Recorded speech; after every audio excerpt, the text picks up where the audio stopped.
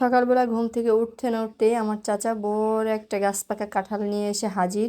মানে গাছেই প্রথম এই কাঁঠালটা পাকছে আর আমার চাচা নিয়ে আসছে। আর দেখেন এখানে কাঁঠালটা পাখি তো খেয়ে ফেলছে, এসেই বলতেছে আমার চাচা যে নে তোরা আসছিস, তোরা এই কাঁঠালটা খেয়ে যা, তোদের ভাগ্যে আছে আবার কবে কাঁঠাল পাকবে আর খাবি, তার থেকে এটাই তোদের ভাগ্যে আছে, তোরা খা। এই তো। আর কাঁঠালটা পেয়ে তো আমি মহা খুশি, কারণ আমি কাঁঠাল অনেক পছন্দ করি। মানে এই যে এই টাইপের কাঁঠাল, নরম টাইপের কাঁঠাল। আর আমার ছোটো বোনের হাজবেন্ডও ছিল, সেও তো বাইরে থাকে, সব সময় দেশি ফল খাইতে পারে না। ও অনেক খুশি ছিল, তাই আমার কাছে যখন আমার কাকা দিল আমি ওর কাছে দিলাম যে নাও কাঁঠালটা এবার ভাঙো, সবাই মিলে খাই।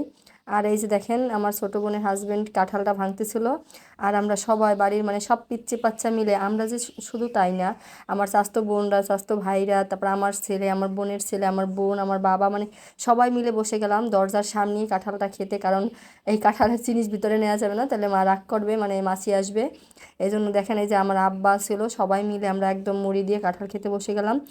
মুড়ি দিয়ে হচ্ছে আমি কাঁঠালটা অনেক খাইতে পছন্দ করি। আর সবাই মিলে কোনো জিনিস খাওয়াটা কিন্তু অনেক মজার। আর আমার বাবার বাড়ির সবাই এরকমই মিশুক। আর আমার চাচারা সবসময় আমাদের সব কিছুতে প্রাধান্য দেয়, আর আমার চাচারাও আমাকে অনেক অনেক ভালোবাসে।